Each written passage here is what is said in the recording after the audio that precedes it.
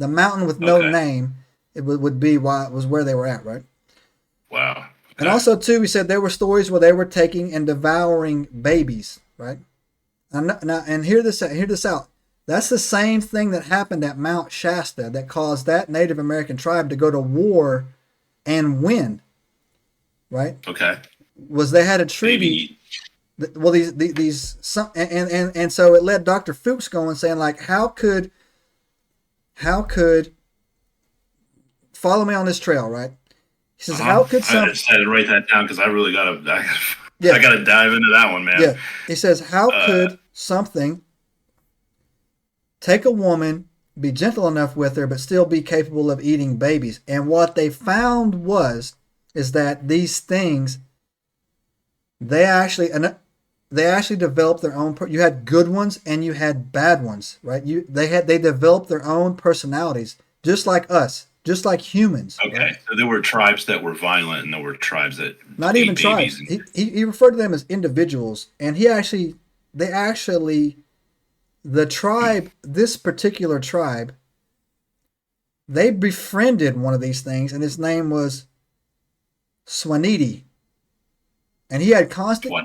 Swaniti. He had constant communication with the Spokane Indians, right? And they recognized him. They knew who he was. He interacted with the tribe, and he took a couple of their women. And either they willingly went with him or whatever, but he was on extremely friendly terms with the Spokane Indians, right? And they could speak to each other verbally because their languages were so right. Right. Well, they learn to communicate. Yeah, they learned to Obviously, if they're going communicate, to right? be in Yeah. constantly, I mean, it sounds like there's dude, I don't even want to say what it sounds like. A trade of some sort Could have happening been. there. Who knows, right?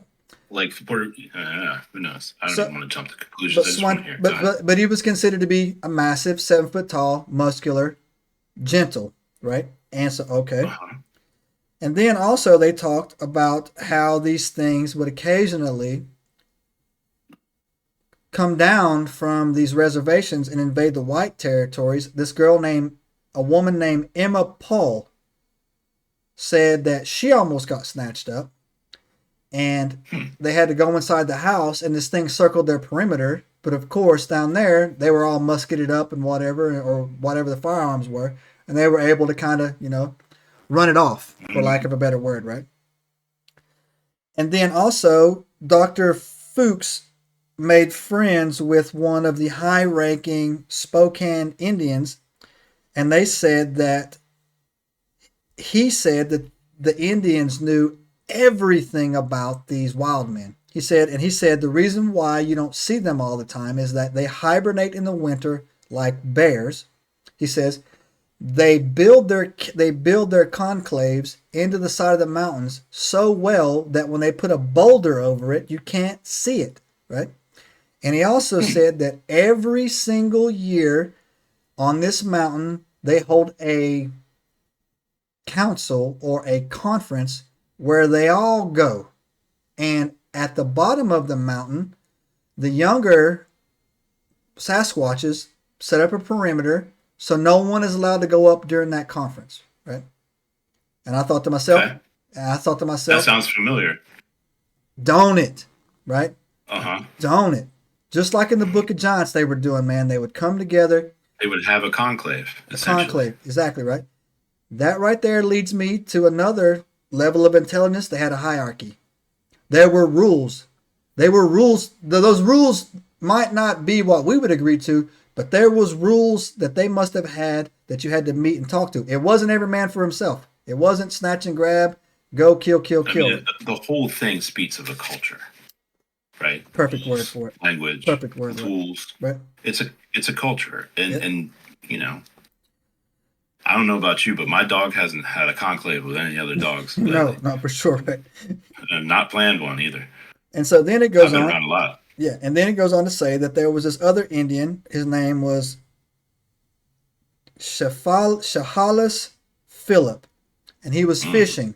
And he said he was fishing in this one of these streams over there. We had to have a canoe. He said all of a sudden a boulder came flying at him, landed right beside the canoe.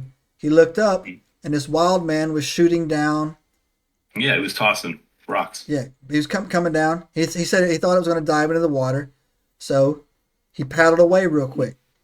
Rolled. Again, so you have Swanidi being nice to him, working with him, and you got Right. the other ones chucking rocks on him, right? Well, I mean, it's just like any other individual, right? Yeah.